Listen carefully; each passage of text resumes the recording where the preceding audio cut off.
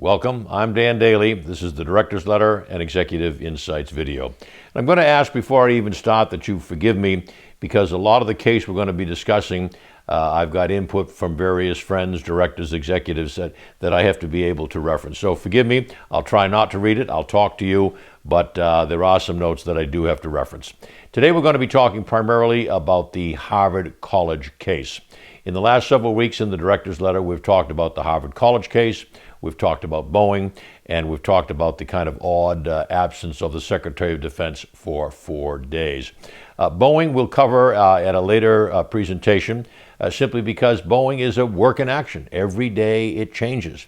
Secretary of Defense, in the short run, and I emphasize in the short run, that's an issue that has been resolved by his apology to the nation from the Pentagon several days ago, but I do not think that's something to be ignored. So let's focus today on Harvard, because I think it is an outstanding case that every executive and every member of the board can learn from. So let's jump back to Harvard and give a little bit of history here.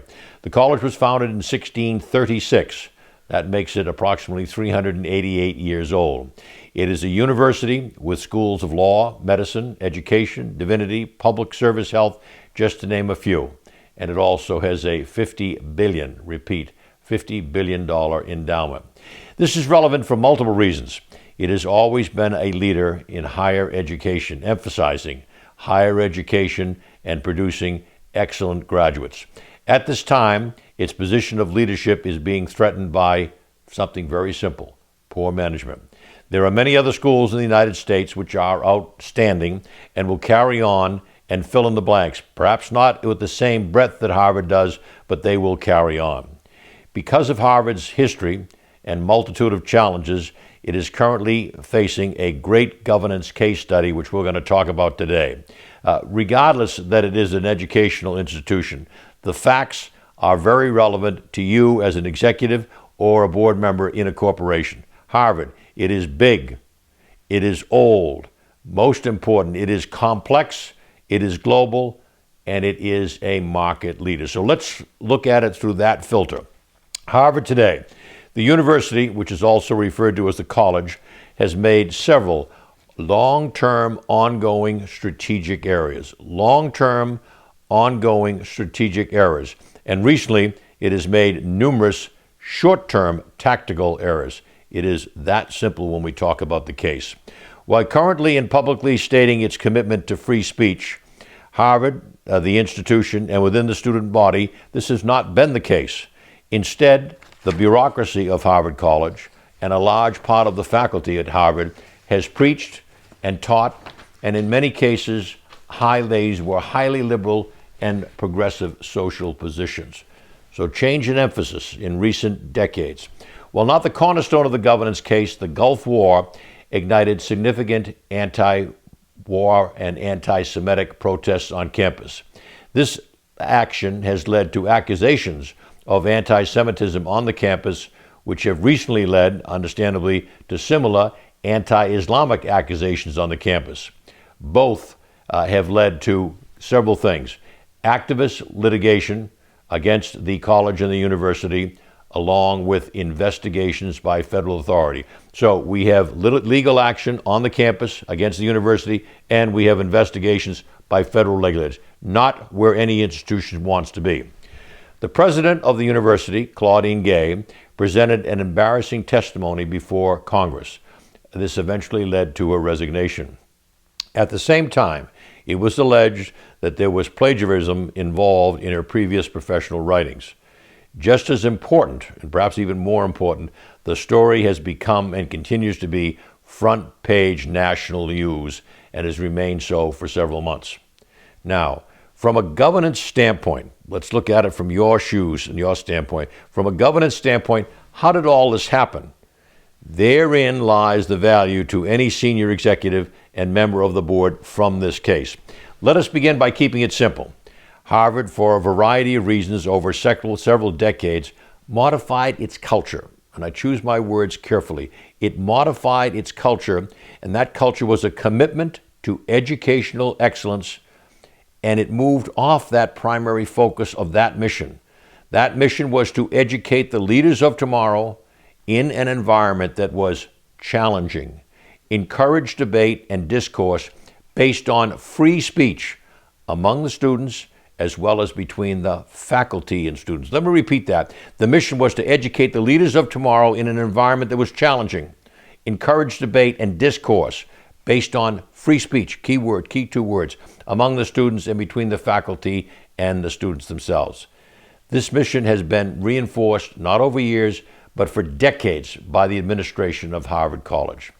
Now it appears that free speech no longer follows that educational definition, but it become a mission of one that is dictated along the lines of social innovation.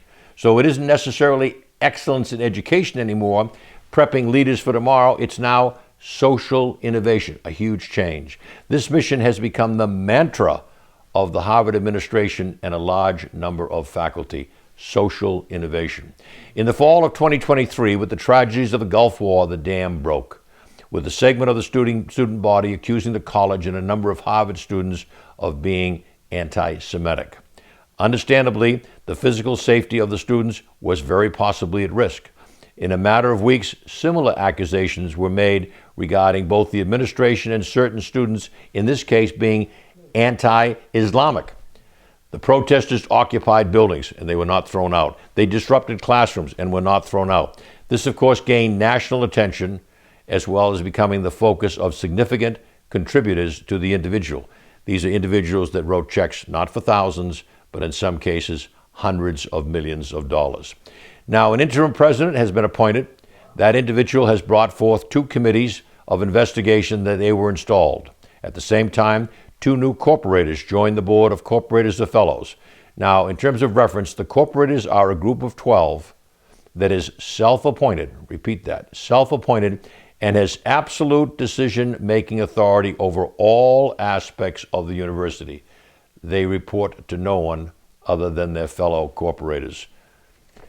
What can we learn from all this? First of all, the unrest did not occur overnight.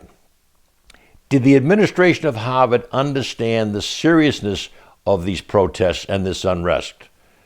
Was that unrest conveyed to the corporators who are in charge of the college and the university, and did they personally investigate to see what the source and the degree of this unrest was? It appears they did not.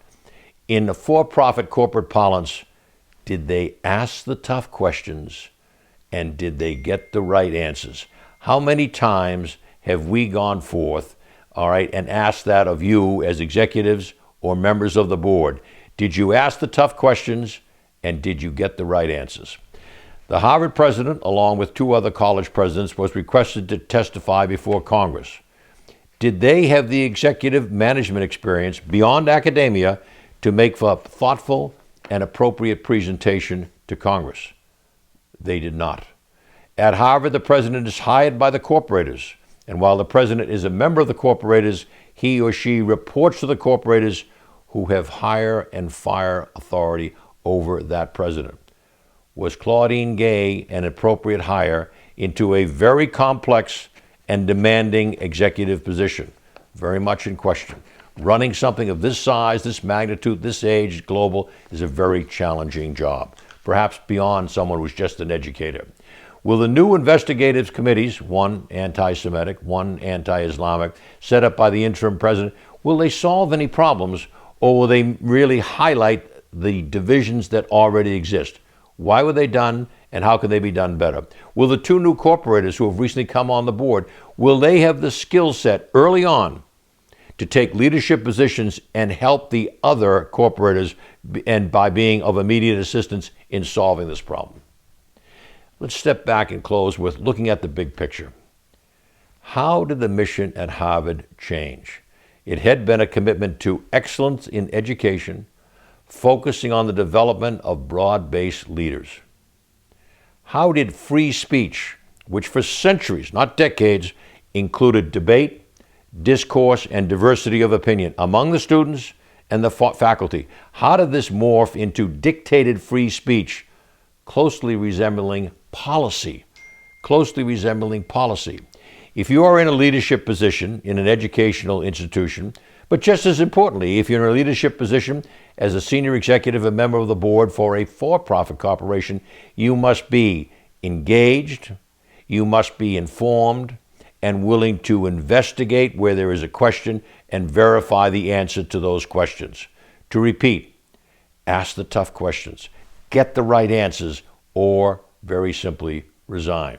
It is that simple, but this does require an understanding and a critical and honest commitment to carrying out your fiduciary responsibilities. So I think we can look at the Harvard situation, and it is very complex, but the fact that it is an educational institution doesn't mean that we can't learn a lot from all of the governance challenges that have existed there and will continue to exist, and how can they be applied, maybe not all of them, but some of them in your corporation when you are facing a challenging situation, or even worse, when you are facing a crisis. So I hope you've enjoyed this. We'll be talking more about it. We'll be talking, as I said, about Boeing and perhaps more about the Secretary of Defense. But thank you for your attention, and I hope you've learned something for it.